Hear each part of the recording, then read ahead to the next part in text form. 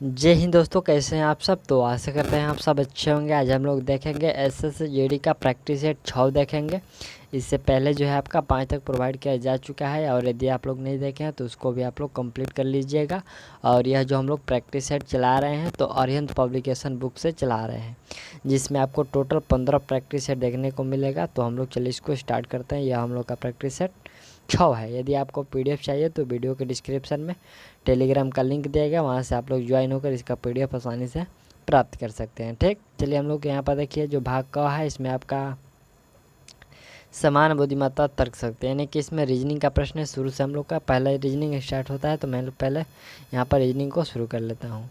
देखिए यहाँ पर जो पहला प्रश्न है, यहाँ पर कह रहा है कि 34 स्टार 12, इसका मतलब 23 लिखा गया है। फिर यहाँ पर है 28 स्टार 76, इसका मतलब 52 लिखा गया है। 97 स्टार 39, इसके बदले में यहाँ पर 68 लिखा गया है। तो 37 स्टार 73 के बदले में क्या लिखा जाएगा, ये आपको बताना है। इसका राइट आंसर आप लोग क्या बता रहे हैं, चलिए बताइए। तो देखिए इसका जो राइट आंसर होगा वह क्या किया गया है, पहले हम लोग इसको देखना है कि ये तीनों को पहले क्या किया गया है। तो इसमें आपको कुछ नहीं किया गया है, थोड़ा सा आप लोग ध्यान दीजिएगा। यहाँ पर 34 और 12 को जोड़ दिया गया है। कितना? 34 12 को जोड़ दिया गया है, कितना होता है? 46 होता है। और 46 को 2 से भाग दिया गया है, 23 हो गया है। सभी प्रक्रिया, यही जो प्रक्रिया है तीनों में अपनाया गया है। 28 और 76 को जोड़ेंगे कितना होगा? 104 होगा। 104 में 2 से भाग देंगे, 52 होगा। तो ठीक हम लोग उसी प्रकार इस चौथे में अपनाएंगे। 73 और 37 जोड़ेंगे तो कितना होगा? 73 और 37 जब हम लोग जोड़ेंगे तो ये आपको 110 होने वाला है। ठीक, कितना होगा? 110। ठीक है, 110 होगा। 110 में हम लोग 2 से भाग देंगे तो 55 होगा। राइट आंसर डी कर लीजिएगा। ठीक, कोई परेशानी कोई दिक्कत होगा तो आप लोग कमेंट करिएगा। चलिए यहाँ पर दूसरा प्रश्न हम लोग का है कि 2 से लेकर 5 तक दिए गए विकल्पों में से संबंधित अक्षर शब्द जो है संख्या चुनना है। देखिए यहाँ पर है प्रोत्साहन, तो विजय। विजय में क्या मिलता है? प्रोत्साहन जो मिलता है विजय में मिलता है। तो ये कुष्ठा जो है, कुंठा, तो ये कुंठा जो है इसका संबंध किससे है?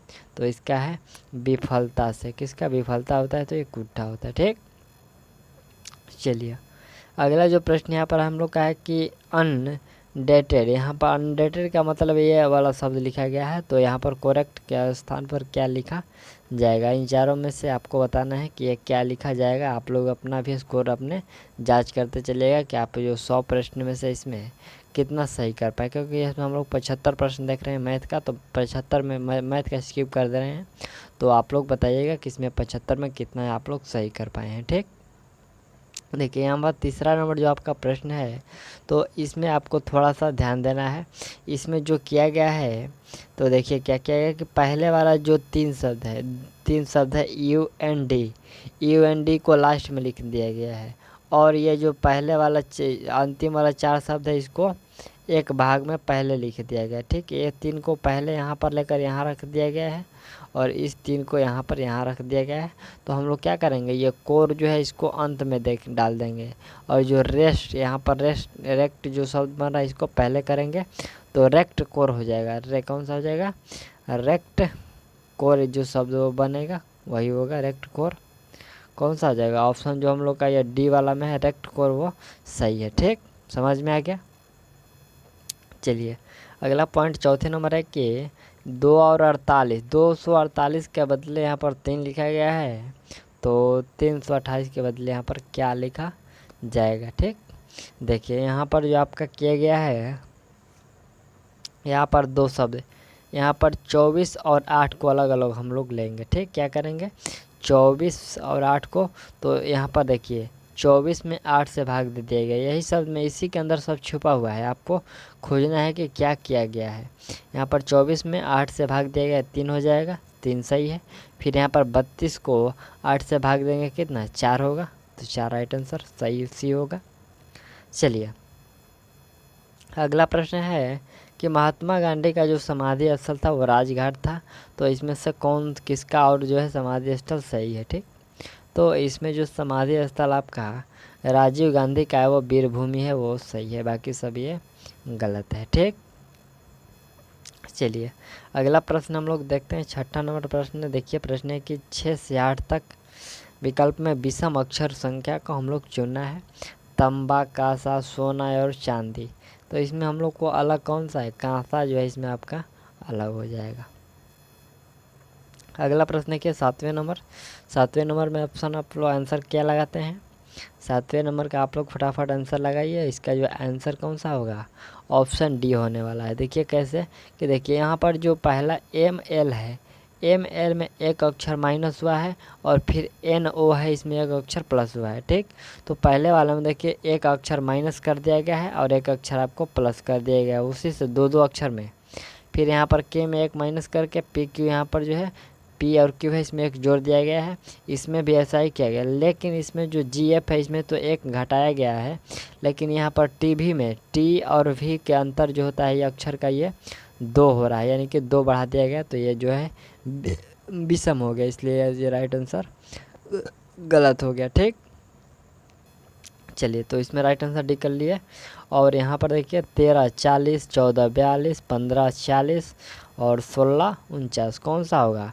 यहाँ पर आपका होने वाला है बी ऑप्शन जो है 14 42। 14 तिया 42 ये तो सही है, लेकिन यहाँ पर 13 तिया 39 प्लस एक जोड़ दिया गया है, 15 3 45 एक जोड़ दिया गया है, 16 3 48 इसमें एक जोड़ा गया है, लेकिन इसमें एक नहीं जोड़ा गया है, तो ये विषम हो गया। ठीक,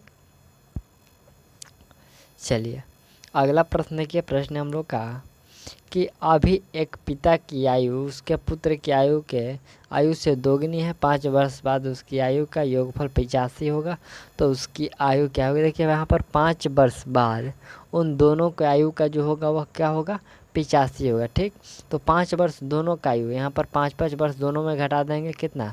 75 हो जाएगा। ठीक, तो अभी जो होगा 5 वर्ष बाद होगा जो 85 होगा, अभी कितना होगा? 75 होगा, और 75 जो होगा उन दोनों का आयु का योग होगा, तो इसको हम लोग ऑप्शन के हिसाब से भी बना सकते हैं। ये 75 हम लोग का दोनों का योग है, तो इसमें देखिए 40 और 20 60 ये नहीं होगा, 46 23 ये क्या होता है?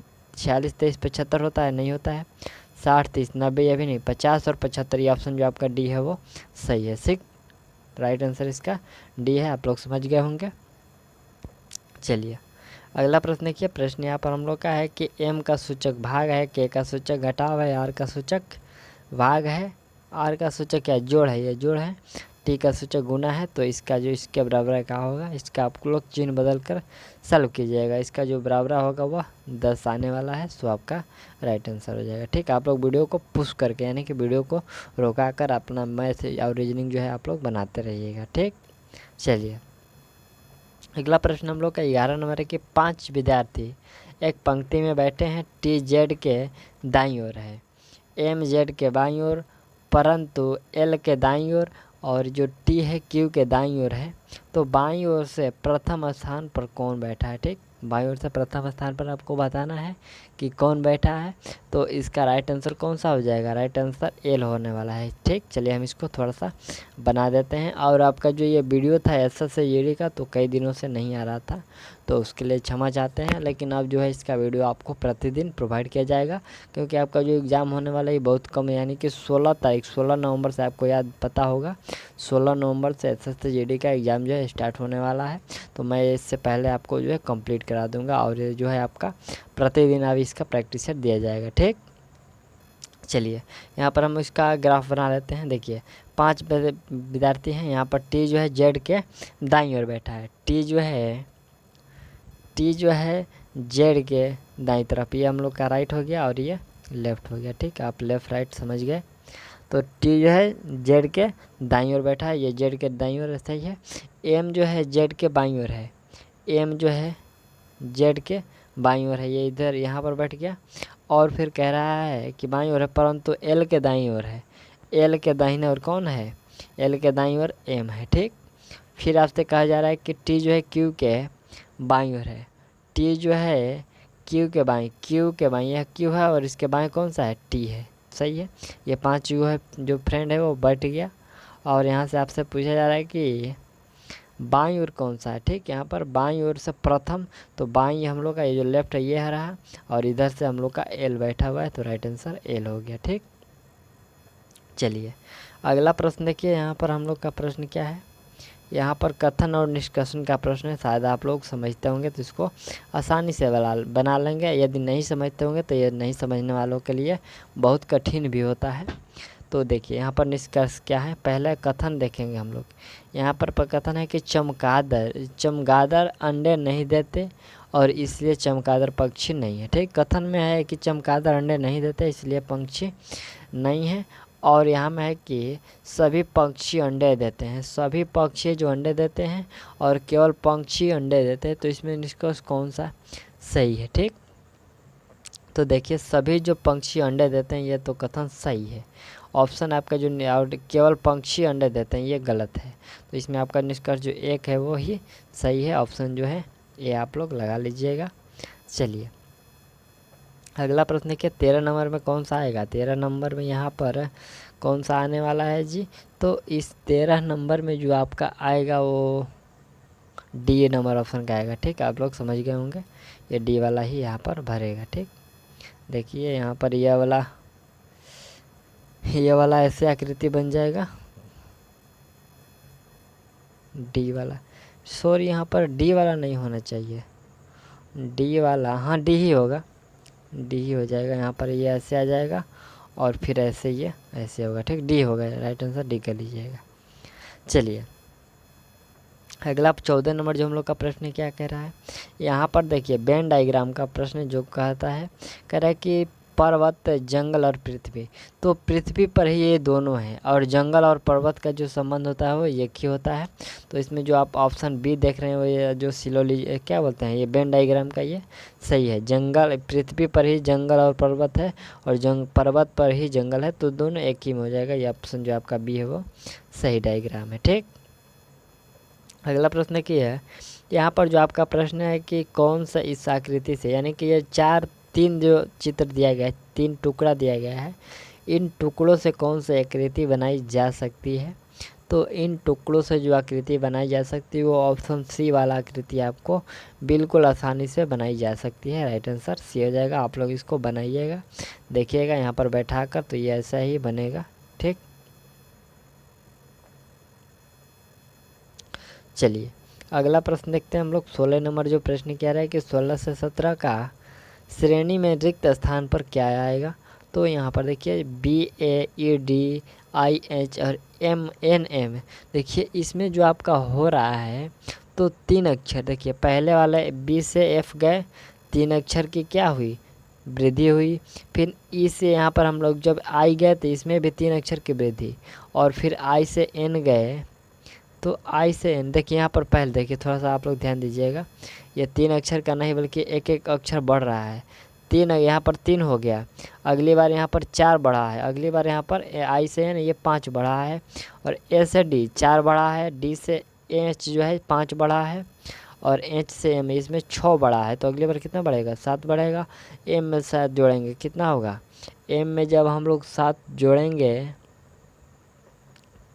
यहाँ पर भी 3 हो रहा है। ठीक, यहाँ पर भी 3 हो रहा है। देखिए थोड़ा सा फिर से देख लेते हैं हम लोग, इसको डाउट क्लियर कर लेते हैं। यहाँ से 3 बढ़ा, सही है, फिर यहाँ से भी 4 बढ़ा, फिर यहाँ पर 5 बढ़ा, यहाँ पर 3 4 5, और यहाँ पर भी 3 4 5 ही बढ़ रहा है। ठीक, यहाँ पर भी ऐसे ही बढ़ रहा है।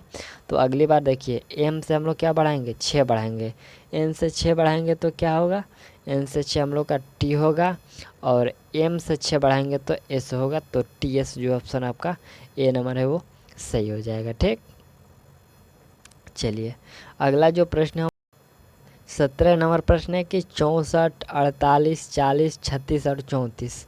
तो अगली बार क्या आएगा। ठीक, आपको बताना है कि अगली बार क्या आने वाला है। सो देखिए यहाँ पर क्या क्या क्या है कि देखिए यहाँ पर आपका 64 और 48, 64 और जो 48 है इसका गैपिंग क्या है, 16 है। फिर 48 और 40 का गैपिंग 8 है, और फिर 40 और 36 का गैपिंग 4 है, 36 और 34 का गैपिंग 2 है। तो यानी कि यहाँ पर सिर्फ आधा आधा होते जा रहा है, यानी कि आधा आधा हो जा रहा है। जैसे कि 16 का 8 हुआ, 8 का 4 हुआ, 4 का 2 हुआ, तो 2 का क्या होगा, 1 होगा, और 1 ये घटेगा, सब में घट रहा है। तो 34 में 1 घटाएंगे हम लोग का, ये 33 होने वाला है। ठीक, ऑप्शन जो डी है उसमें सही हो जाएगा। चलिए अगला जो प्रश्न है हम लोग का कि समर को यहाँ पर रॉनर लिखा जाता है तो विंटर को किस भाषा में लिखेंगे। समर को रॉनर लिखा जा रहा है तो विंटर को किस भाषा में हम लोग लिखेंगे। सो यहाँ पर देखिए कैसे लिखते हैं हम लोग। देखिए यहाँ पर जो एस वाला पहला वाला शब्द है, एस जो आप पहले वाला शब्द देख रहे हैं, इसमें आपको एक घटा दिया गया है। ठीक, क्या किया गया है, एक घटा दिया गया है। और फिर यहाँ पर जो यू वाला है वो यू को छोड़ दिया गया है, ज्यों का त्यों छोड़ दिया गया है। ठीक, और फिर यहाँ पर एम जो है, एम को एक जोड़ा गया है, फिर एम को एक जोड़ा गया है, ई को ज्यों का त्यों छोड़ दिया गया है, फिर आर को ज्यों का त्यों छोड़ा गया है। कहने का मतलब यह है कि इसमें जो आपका पहले वाले में एक घटाया गया है और जो इसके बाद दो शब्द है, एक को छोड़कर दो शब्द है, उसमें आपको एक एक जोड़ दिया गया है। तो हम लोग ठीक उसी प्रकार इसमें भी ऐसे ही करेंगे। इसमें पहले वाले में एक घटाएंगे, डब्ल्यू से एक घटाएंगे तो क्या होगा, वी होगा। और फिर दूसरे को हम लोग ज्यों के त्यों छोड़ेंगे। और फिर एन में क्या है, एन में हम लोग को एक जोड़ना है तो एन में एक जोड़ेंगे वो होगा, टी में एक जोड़ेंगे यू होगा। और फिर जो दो हम लोग का अंतिम में बचा उसको ज्यों का त्यों छोड़ दिए। ठीक, तो इसका राइट आंसर कौन सा है, यहाँ पर आप लोग सी लगा लीजिएगा। ठीक, यदि फिर से आप लोग कहने बताए पूछिएगा तो फिर से इसका बता दूंगा, नहीं समझ में आएगा होता। देखिए यहाँ पर पहले ए घटा दिया गया है, फिर इसको ज्यों का त्यों छोड़ा गया है, फिर एम और एम जो दो शब्द है इसमें एक एक जोड़ा गया है, और जो अंतिम वाला दो है उसको ज्यों का त्यों छोड़ दिया गया है। ठीक, चलिए अगला प्रश्न देखते हैं। यहाँ पर प्रश्न है कि इन प्रश्नों में दिया गया कौन सा विकल्प जो है निम्नलिखित का सार्थक क्रम है। देखिए सार्थक क्रम में सजाना होता है, और इसमें कैसे हम लोग को सजाएंगे। पहले हम लोग को लिफाफा चाहिए। ठीक, लिफाफा में पत्र डालेंगे, सही है। फिर डाक पेटी में पहुँचाएँगे। डाक पेटी में पहुँचाने के बाद यह निकासी होगा और उसके बाद वह वितरण होता है। ठीक, तो यही प्रकार था, पहले लिफाफा चाहिए, दूसरी बार पत्र, तीसरी बार डाक पेटी, और फिर निकासी और फिर वितरण। इसमें आपको सार्थक में कौन सा आ जाएगा, ऑप्शन बी वाला जो होगा वह राइट आंसर होगा। चलिए अगला 19 यहाँ पर हम लोग का 20 नंबर प्रश्न क्या है। देखिए यहाँ पर 20 नंबर जो प्रश्न है ये दर्पण यानी कि मिरर वाला प्रश्न है। ये बहुत आसान प्रश्न है। यह वाला आकृति मिरर के सामने कौन सी बनेगी, तो यह आकृति मिरर के सामने ऑप्शन जो आपका बी है वही वाला आकृति बनेगा। अगला प्रश्न देखिए 21 नंबर जो प्रश्न है, तो प्रश्न कह रहा है ये वाला आकृति कौन सी आकृति में आपको देखने को मिलेगा, यानी कि कौन सी आकृति में निहित है, कौन सी हो जाएगा। आप लोग लगाइए इसमें कौन सा आकृति बनेगा।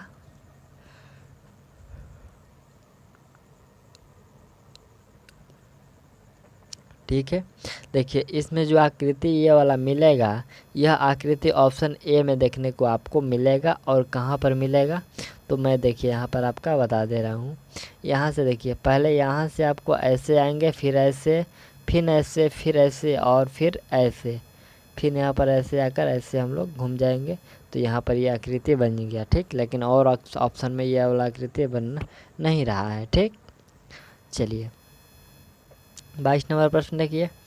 यहाँ पर 22 नंबर जो प्रश्न है, इस आकृति को पहले मोड़ा गया, पहले 2 भाग में, फिर चार भाग में, और 4 भाग मोड़ कर 4 भाग मोड़ने के पश्चात यहाँ पर देखिए थोड़ा थोड़ा कट कर दिया गया है। ठीक, तो कट करके जब हम लोग खोलेंगे तो कौन सी आकृति बनेगी, ऑप्शन ए वाला, बी वाला, सी वाला या फिर डी वाला। तो इसमें जो आकृति बनेगा वो ऑप्शन बी वाला में, क्योंकि छोटा छोटा लंबा यहाँ पर कटिंग किया गया है। ठीक, चलिए अगला प्रश्न क्या है। यहाँ पर जो हम लोग का और 23 नंबर प्रश्न है, इसमें कह रहा है कि इंडेटर्मिनेट, यहाँ पर देखिए इंडेटर्मिनेट का जो शब्द लिया गया है, इससे कौन सा शब्द नहीं बनाया जा सकता है। यहाँ पर कह रहा है कि इंडेटर्मिनेट से कौन सा शब्द नहीं बनाया जा सकता है। तो इसमें जो शब्द नहीं बनाया जा सकता वह देखिए, वह आपका रेटिन्यू यहाँ पर जो है नहीं बनाया जा सकता। और देखिए ऐसा क्यों, कि देखिए यहाँ पर रेटिन्यू जो है इसमें आपका कहीं पर यू देखने को मिल रहा है, कि यहाँ पर यू देखने को मिल रहा है, और इस वाले जो इंडेटर्मिनेट है इसमें आपको यू नहीं है, तो इसलिए यह शब्द नहीं बनाया जा सकता। 24 नंबर प्रश्न देखा जाए। 24 नंबर आप लोग इसका आंसर बताइए जल्दी फटाफट, क्या होने वाला है। इसको थोड़ा सा आप लोग पजल के हिसाब से समझते हैं, पजल ही कहते हैं ना जी, हाँ पजल ही कहते हैं आप लोग। इसका देखिए इसका जो राइट आंसर होगा क्या होगा, राइट आंसर 4 लगा लीजिए, क्या होगा 4 होगा। देखिए 17 और 8, 17 और 8 जोड़ेंगे तो कितना होगा, 17 और 8 जब हम लोग जोड़ेंगे तो 25 होगा। 25 में हम लोग 5 से भाग देंगे तो 5 होगा, ठीक सही है। 13 और 7 जोड़ेंगे 20 होगा, 20 में 5 से भाग देंगे 4 होगा। फिर 16 और 12, 6 और 12, 6 12 जोड़ेंगे 18, 18 में 6 से भाग देंगे 3 होगा। ठीक उसी प्रकार 10 और 6 जोड़ेंगे 16 होगा, 16 में 4 से भाग देंगे कितना, 4 हो जाएगा। ठीक, ऑप्शन जो आपका ए वाला है वो सही है। चलिए अगला प्रश्न देखिए, यह प्रश्न आपका हम लोग का जो, हाँ यहाँ पर मैट्रिक्स का प्रश्न है, यह 25 नंबर प्रश्न है। और मैट्रिक्स आप लोग आता होगा तो आप लोग इसको आसानी से बना सकते हैं। यहाँ पर टोयोटा, टोयोटा शब्द इसमें आपको खोजना है कि कौन सा मिलेगा। इसमें आपको टोयोटा शब्द देखिए, आप पूरा इसका जो पेज में दिखा दे रहा हूँ आपको, टोयोटा वाला शब्द को आप लोग थोड़ा सा कॉपी पर नोट कर लीजिएगा, ठीक। और इसमें आपको टोयोटा में खोजना है कहाँ पर मिलेगा। सो इसमें जो आपका राइट आंसर होगा वह 25 का बिल्कुल सही, वह ऑप्शन सी में आपको टोयोटा देखने को मिलेगा। इसको आप लोग बनाइएगा, ठीक। चलिए अगला जो हम लोग प्रश्न जो भाग ख है उसमें हम लोग प्रवेश कर लेते हैं। और 26 नंबर इसमें आपसे देखिए प्रश्न क्या कह रहा है। प्रश्न इसमें से आपसे कहा जा रहा है कि भारतीय राष्ट्रीय कांग्रेस की स्थापना जो है यह कब हुई थी। तो इसकी स्थापना 1885 में, यह आप सभी को पता होगा, ठीक। चलिए अगला प्रश्न है कि निम्नलिखित में से युग्मों में से सिंधु सभ्यता किस युग में से संबंधित है। तो सिंधु सभ्यता जो है ऐतिहासिक, प्राग ऐतिहासिक, उत्तर ऐतिहासिक काल या फिर आदि ऐतिहासिक। तो यह संबंध है आदि ऐतिहासिक काल से, ठीक। चलिए अगला प्रश्न हम लोग का 28 नंबर प्रश्न है, कह रहा है कि निम्नलिखित में से कौन आश्रम इंद्रियों पर संयम रखने और बौद्धिक विकास करने की शिक्षा देता है। तो यह बौद्धिक विकास करने का जो शिक्षा देता है वह देता है ब्रह्मचार्य आश्रम देता है। कौन देता है, ब्रह्मचार्य आश्रम देता है, ठीक। चलिए अगला प्रश्न देखिए, यहाँ पर 29 नंबर जो प्रश्न है कि भारतीय संविधान में मूल अधिकारों का वर्णन किस भाग में किया गया है।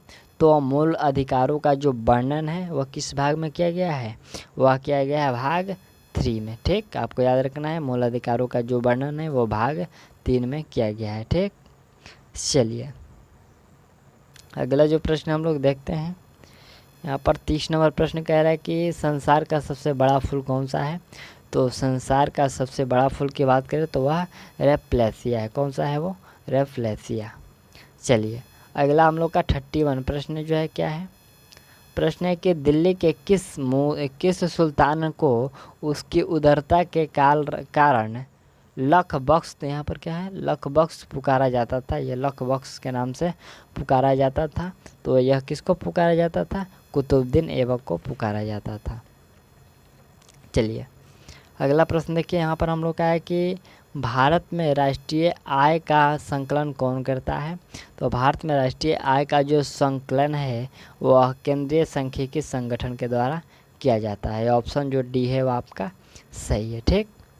चलिए अगला पॉइंट देखा जाए, प्रश्न है कि वह धातु कौन सी है जो विटामिन B12 की एक घटक है, ठीक। विटामिन B12 की एक घटक है, कौन सी है, आयरन, मैग्नीशियम, जिंक या फिर कोबाल्ट। कौन सा हो जाएगा, तो इसमें जो आपका राइट आंसर होने वाला है वह है कोबाल्ट। कौन सा घटक है वो, कोबाल्ट है। अगला प्रश्न हम लोग का है कि विश्व में कॉफ़ी का सबसे बड़ा उत्पादक देश कौन सा है। तो कॉफ़ी का सबसे बड़ा उत्पादक देश की हम लोग बात करें तो वह है आपका ब्राज़ील, ठीक। चलिए अगला प्रश्न जो हम लोग का है कि लोकतांत्रिक केंद्रीकरण किसकी महत्वपूर्ण विशेषता है। तो किसकी महत्वपूर्ण विशेषता है, यह है साम्यवादी राज्य की एक महत्वपूर्ण विशेषता है, ठीक। चलिए अगला प्रश्न हम लोग का है कि ग्लूकोज किसका एक प्रकार है। तो ग्लूकोज जो है आपको हेक्सोज शर्करा का एक प्रकार है, ठीक। चलिए अगला प्रश्न यहाँ पर हम लोग का 37 नंबर प्रश्न क्या है, प्रश्न कह रहा है कोशिका किसके कारण अस्फीति हो जाती है। तो कोशिका किसके कारण यहाँ पर आपसे पूछा जाए कि अस्फीति हो जाती है। तो यह अंतःपराशन के कारण अस्फीति हो जाती है, ठीक। चलिए अगला प्रश्न है, देखिए प्रश्न है कि 3 बीघा कॉरिडोर जोड़ता है। ये 3 बीघा जो कॉरिडोर है ये जोड़ता है किसको? भारत पाकिस्तान को, चीन भारत को, या फिर बांग्लादेश पाकिस्तान को, भारत देश और बांग्लादेश को। तो देखिए यह जो जोड़ता है यह बांग्लादेश और भारत को जोड़ता है, जो 3 बीघा कॉरिडोर है जो। अगला प्रश्न है कि किस क्षेत्र से उत्कृष्ट कार्य को पुलिट्जर पुरस्कार के लिए मान्यता दी जाती है? तो पुलिट्जर जो पुरस्कार है अंतर्राष्ट्रीय समझबूझ के क्षेत्र में यह दिया जाता है। अगला प्रश्न देखिए, प्रश्न है कि चित्तौड़ में विजय स्तंभ का निर्माण किसने किया था? तो चित्तौड़ में जो विजय स्तंभ है इसका निर्माण राणा कुंभ के द्वारा किया गया था। नेक्स्ट जो प्रश्न है, निम्नलिखित में से कौन सा हार्डवेयर नहीं है? तो देखिए इसमें हार्डवेयर की बात करें नहीं है, प्रोसेसर, चिप, प्रिंटर, माउस या जो जावा। तो इसमें हार्डवेयर नहीं है, इसमें आपको बताना है कि हार्डवेयर नहीं है। तो जो जावा है ये हार्डवेयर नहीं है बल्कि यह सॉफ्टवेयर है, ठीक। बाकी ये जो माउस, प्रिंटर या फिर प्रोसेसिंग चिप है, यहाँ पर प्रोसेसर की बात होता तो ये आपको सॉफ्टवेयर हो जाता, लेकिन यहाँ पर प्रोसेसर चिप की बात हो रही है तो ये हार्डवेयर है, ठीक। और इसमें जो हार्डवेयर नहीं है तो ये जावा हार्डवेयर नहीं है। अगला प्रश्न देखिए, प्रश्न है कि अप्रैल 2018 में निम्न में से किस देश का नाम परिवर्तन कर इस्वातिनी किया गया? तो इस्वातिनी जो किया गया किसका नाम बदल कर? यह किया गया है स्विट्जरलैंड का नाम बदल कर। अगला प्रश्न है कि भारत की सबसे लंबी सुरंग जवाहर टनल किस राज्य में स्थित है? तो यह स्थित है जम्मू कश्मीर में, ठीक।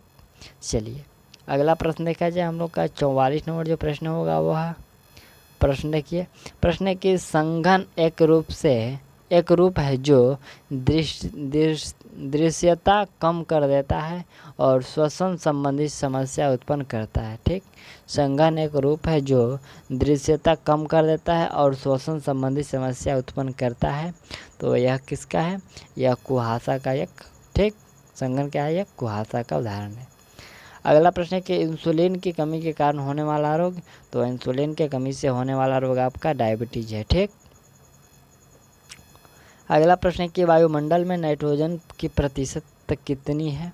तो वायुमंडल में जो नाइट्रोजन की प्रतिशत आपसे पूछा जा रहा है वह है 78.03%, ठीक। नाइट्रोजन की बात हो रही है। अगला प्रश्न है कि इंडिया विंस फ्रीडम पुस्तक के लेखक कौन है? तो इंडिया विंस फ्रीडम जो पुस्तक इसके लेखक हो जाएंगे आपको मौलाना आज़ाद, ठीक। कौन हो जाएंगे? मौलाना आज़ाद इंडिया विंस फ्रीडम के लेखक। अगला प्रश्न है कि सभी मूल बलों में सर्वाधिक दुर्बल, ठीक। सभी मूल बलों में सर्वाधिक यहाँ पर दुर्बल बल की बात हो रही है, तो वह दुर्बल कौन सा है? गुरुत्वीय बल है, ठीक, जो दुर्बल है। अगला प्रश्न है कि श्रम दिवस कब मनाया जाता है? जो कि मजदूर दिवस को उसको भी बोलते हैं, और यह जो मनाया जाता है आपका 1 मई को मनाया जाता है, ठीक। 1 अप्रैल को यहाँ पर मूर्ख दिवस मनाया जाता है। अगला प्रश्न है कि अमीर खुसरो को अन्य किस नाम से जाना जाता है? तो उनको और एक नाम तूता ए हिंद के नाम से भी जाना जाता है अमीर खुसरो को, ठीक। चलिए अगला प्रश्न देखिए, यहाँ पर जो हम लोग का भाग ग है तो ये मैथ का प्रश्न है। चाहे तो आप इसका स्क्रीनशॉट ले सकते हैं वीडियो को रोकाकर, ठीक। इसमें आप यहाँ पर 6 प्रश्न है, 51 से 56 तक। आप लोग इसको फटाफट स्क्रीनशॉट ले लीजिए। और फिर यहाँ पर देखिए दूसरा पेज हम लोग का मिला, यहाँ पर आपका 71 तक प्रश्न है, इसका भी आप लोग स्क्रीनशॉट ले लीजिए और अपना इसको बनाते रहिएगा, ठीक। फिर यहाँ से हम लोग का 60 से ये 75 तक, यहाँ से भी आप इसका स्क्रीनशॉट या फिर लिख सकते हैं। और हम लोग यहाँ से भाग गाँव में प्रवेश करके, ठीक। और इसमें जो हम लोग का 76 नंबर से प्रश्न स्टार्ट होता है। प्रश्न है कि 76 से 78 तक दिया गया है और कह रहा है कि दिए गए प्रत्येक वाक्यांश के लिए एक शब्द दीजिए। इसके 4 विकल्प दिए हैं, उचित विकल्प का चयन कीजिए, ठीक। यहाँ पर जो आपसे प्रश्न है 76 नंबर, तो कह रहा है कि जिसको काटा ना जा सके उसके लिए एक शब्द, ठीक। तो उसके लिए काटा ना जा सकता उसके लिए एक शब्द हो सकता है यहाँ पर अकाट्य। क्या हो सकता है? अकाट्य। ऑप्शन जो सी है वो सही है। और अगला प्रश्न है कि बादलों का समूह, तो बादलों का समूह क्या कह सकते हैं, उसको घाटा कह सकते हैं। जो घाटा छाता है ना, घटा छा रही है बाहर आ रही है, तो वही है, घटा छा रही है बाहर आ रही है। यहाँ पर ऑप्शन जो सी है वो सही है, बादलों का समूह। और 78वां प्रश्न है कि नापातुल खर्च करने वाला। देखिए यहाँ पर नापातुल खर्च करने वाला, उसके लिए एक शब्द, तो उसके लिए एक शब्द यहाँ पर हम लोग लिख सकते हैं मित्य व्ययी। क्या लिख सकते हैं, मित्य व्ययी। अगला प्रश्न क्या, यहाँ पर जो प्रश्न है कि उन, यहाँ पर क्या है, उन, यहाँ पर देखिए 76 से यहाँ पर नंबरिंग गलत कर दिया गया है। यहाँ पर देखिए 79 से 81 लिखने को, तो यहाँ पर 29 से 31 लिखा गया है। सो आप लोग इसको यहाँ पर आप लोग चिंता मत कीजिएगा। देखिए यहाँ पर दिए गए शब्द का उपयुक्त विलोम बताना है, ठीक। उर्वर, उर्वर का विलोम क्या हो सकता है जी, तो उर्वर का विलोम यहाँ पर उत्सर हो सकता है, ठीक। यहाँ पर ऑप्शन जो है बी है वो उत्सर सही है। अगला प्रश्न देखते हैं हम लोग, 79-80 नंबर प्रश्न है आकर्षण। आकर्षण का विलोम क्या लिख सकते हैं, तो आकर्षण का विकर्षण लिख सकते हैं। और असुर का विलोम, तो असुर का विलोम यहाँ पर सुर लिख सकते हैं। और देखा जाए यहाँ पर हम लोग का 82 नंबर प्रश्न है, तो यहाँ पर देखिए इसमें आपको त्रुटियाँ खोजना है। इस वाले जो 4 आदमी ने नगर की यात्रा की, इस वाक्य में कहाँ पर आपको त्रुटि देखने को मिला, यही आपको बताना है। यहाँ पर देखिए जो इसमें त्रुटि है वह कहाँ पर, 4 आदमी ने, ठीक। यहाँ पर जो आप देख रहे हैं 4 आदमी ने है, यहीं पर आपको त्रुटि देखने को मिलेगा, ये ऑप्शन जो है बी में। और यहाँ पर त्रुटि है तो कहाँ है, तो देखिए 4 आदमी ने नगर की यात्रा की, वाक्य अशुद्ध है, इसमें वचन संबंधी त्रुटि है। और 4 आदमी ने के स्थान पर क्या होगा, 4 आदमी के स्थान पर 4 आदमियों ने आएगा, ठीक। क्या होगा, 4 आदमियों ने, 4 आदमी नहीं होगा। यहाँ पर देखिए यहाँ पर थोड़ा सा आदमी लिखा गया, लेकिन आदमी जो है बहुवचन में होना चाहिए, ठीक। क्या होना चाहिए, 4 आदमी नहीं बल्कि 4 आदमियों ने जो है यात्रा की, यह सही होगा। ये जो है बहुवचन में आएगा आपका आदमियों, ठीक। चलिए अगला प्रश्न क्या, अगला जो प्रश्न है कि नीरज की सौभाग्यवती कन्या का विवाह कल होगा। क्या है, नीरज की सौभाग्यवती कन्या का विवाह कल होगा, इसमें कहाँ पर त्रुटि है, तो इसमें जो त्रुटि है कि नीरज की सौभाग्यवती, सौभाग्यवती, यहीं पर आपको त्रुटि देखने को मिला।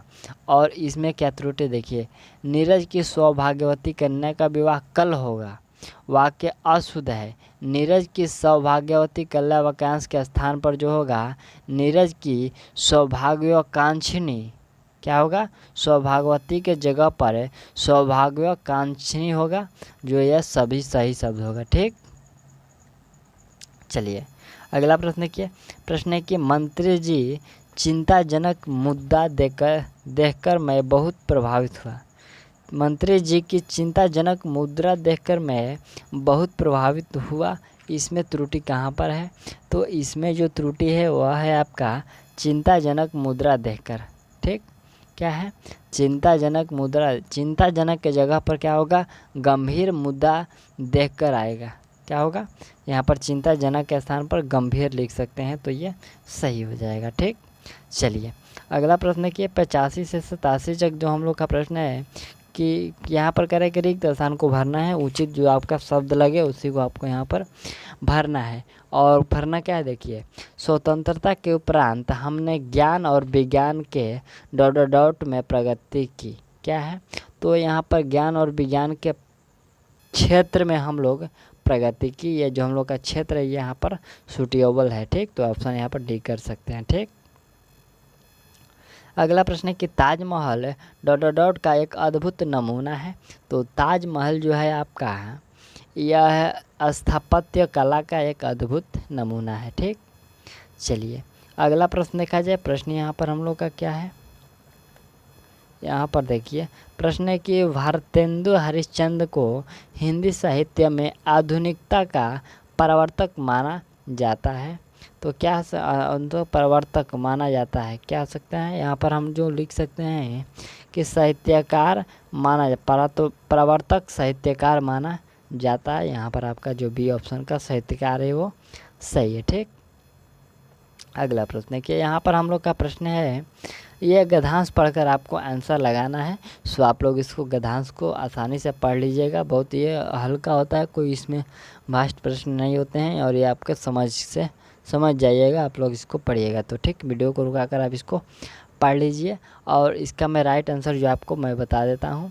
देखिए 88 नंबर जो इसमें होगा, वहाँ पर देखिए यहाँ पर 88, यहाँ पर आपको लिखा गया है कि इसमें आपको क्या भरना है। ठीक, सो यहाँ पर आप लोग आंसर देख लीजिए एक बार और आसानी से आप लोग इसको आंसर लगा सकते हैं। तो यहाँ पर परिणाम होगा 89 में, यहाँ पर आपका डटकर होगा और जो 90 होगा उसमें आपका संभावना होगा। 91 नंबर में जो होगा वह क्या होगा, जटिल होगा। और जो 92 नंबर है उसमें आपका क्या होगा, यहाँ पर निपटना होगा। ठीक, तो ये आपका सही हो जाएगा। चलिए अगला प्रश्न क्या, इसमें आपको 4 शब्द दिए गए हैं, इसमें आपको हम लोग को अशुद्ध खोजना है कि यहाँ पर अशुद्ध कौन सा है। तो 10, देखिए इसमें क्या है, पहला है कि वह 10 आम लेकर आया, दूसरा है वह 10 आमों को लेकर आया, तीसरा है वह 10 आमों को लेकर आया और चौथा है कि वह 10 आम को लेकर आया। कौन सा गलत है जी? तो देखिए इसमें जो गलत है, इसमें हम लोग का 3 अशुद्ध, सॉरी यहाँ पर 3 अशुद्ध है, एक सही, हम लोग को सही को चुनना है। ठीक, तो इसमें जो ऑप्शन ए है वो सही है कि वह 10 आम लेकर आया। ठीक, 94 नंबर है कि जब तक मैं न आऊँ उस समय तक तुम पढ़ते रहना। इसमें कौन सा सही है? यह जो प्रश्न है ये पिछले सेट में भी हम लोग को मिला था। तो इसमें जो आपका कौन सा सही होगा, इसमें आपका सही है कि जब तक मैं न आऊँ तब तक तुम पढ़ते रहना। ये ऑप्शन जो डी का इसमें सही है। 95 नंबर का लगाइए कि माँ बच्चों को दूध धाया से पिलाया, यहाँ पर धाय से पिला रही है, माँ बच्चों को दूध दाय से पिलवा रही है। तो इसमें आपको बताना है 95 नंबर में, आप लोग एक बार पढ़ लीजिए इसका राइट आंसर क्या होगा। तो इसका राइट आंसर ऑप्शन जो है बी है, सही है। ठीक, चलिए अब जो हम लोग का यहाँ पर 96 नंबर प्रश्न है, तो यह मुहावरे का प्रश्न है आपको। आधा तितर आधा बटेर, इस मुहावरे का सही अर्थ क्या हो सकता है? तो इस मुहावरे का जो सही अर्थ होता है कि बेमेल चीज़ें जिसमें असामंजस्य का अभाव हो, आधा तीतर आधा बटेर, यही जो शब्द है वो सही है। ठीक, तो ऑप्शन इसमें आप लोग सी कर लीजिए। चलिए अगला प्रश्न हम लोग का कि दाम लगाना जो मुहावरा है इसका सही अर्थ क्या होगा। तो दाम लगाना इस मुहावरे का सही अर्थ होता है मूल्य आंकना। ठीक, चलिए अगला प्रश्न यहाँ पर देखिए, समानार्थक शब्द बताना है। जंगल का समानार्थी शब्द क्या हो सकता है? जंगल का समानार्थी कानन हो सकता है। विराट का समानार्थी आपको बताना है। तो विराट का जो समानार्थी होता है वो विशाल होता है। और आय का समानार्थी क्या होगा जी?